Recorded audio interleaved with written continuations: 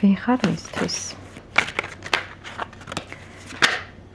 ესე იგი, იმედენად უჭირს თქმა, რომ ვინ ხარ მისთვის, ეს საკითხი ძალიან გამაღიზიანებელია მისთვის და ვინ ხარ მისთვის, იმიტომაც არის გამაღიზიანებელი, რომ ამაზე არც საუბარი არ უნდა, მაგრამ ის შეგრძნება, რაც აქვს, ხუთიანი პენტაკლი, ყველგან კრიზისი, ემოციაში კრიზისი, შენ არ ხარ ისეთი, როგორიც მას უნდა იყო ამ ურთიერთობაში.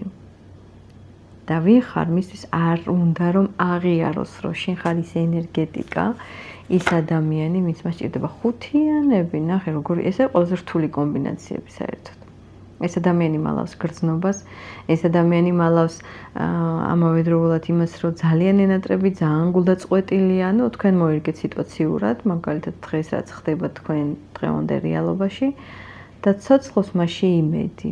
ეხლა აქ როგორ მომედიცი, მე მაქვს იმედი და მე ვიმედოვნებ, მაგრამ არ ვიცი რატო იმედოვნებ და რატო ფიქრობს ეს ადამიანი ამდენს, რატო აქვს ასე გადაწურული იმედი.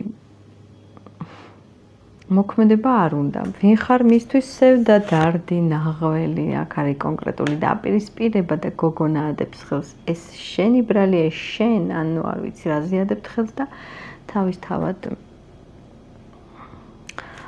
ძეგლივი დგას ეს ადამიანი აქ და იმახსოვრებდა ყველაფერს და ხდება დაპირისპირება. ზუსტად ეს ხუთიანი, რა ვქნათ. დღეს მინდა გითხრათ, რომ ამ ადამიანის თავში თქვენი სიტუაცია ყველაფერი არის არეულ-დარეული. განიცდის ამას, არ უნდა ამის აღიარება და რა თქმა უნდა არის შეტევის ხასიათზე თუ დაუპირისპირდებით, თვითონაც დაგიპირისპირდებათ. ვინ ხარ მისთვის? მაინც ვიტყოდი, რომ ის ადამიანი ხარ, ის პენტაკლთა როგორი პენტაკლი,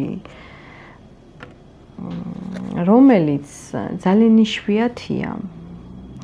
ძალიან დამიწებული ენერგიებით ხართ, ყველანაირად კარგი ხართ და ეხლა შენ არ გინდა ისე ძალიან როგორც შეიძლება ადრე გინდოდა, ან მას რომ ეგუნა ისე არ აღმოჩნდა ეს ყველაფერი და ძალიან დადარდიანებულია და მოდი ერთი კითხვაც დავამატოთ.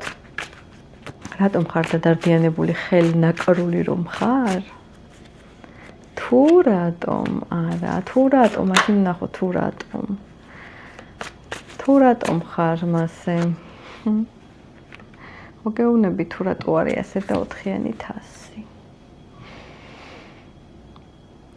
იმიტომ არის ესე, რომ დღეს თქვენი ურთიერთობა არის არეულ-დარეული, ყველაფერი გაფუჭებულია და ვფიქრობ, რომ აქ არ არის ისეთი კონტაქტი, როგორც უნდა იყოს ძალიან დაბალ ხარისხში ეს კონტაქტი და მაქსიმუმ აქ ურთიერთობა არ არის და აქ მონატრება განცდა დანაშაული შეგრძნება და პლუს ამას არ ვაღიარებ. არ მინდა და არის რა თქმა უნდა მარტო ეს ადამიანი თავის ემოციებში.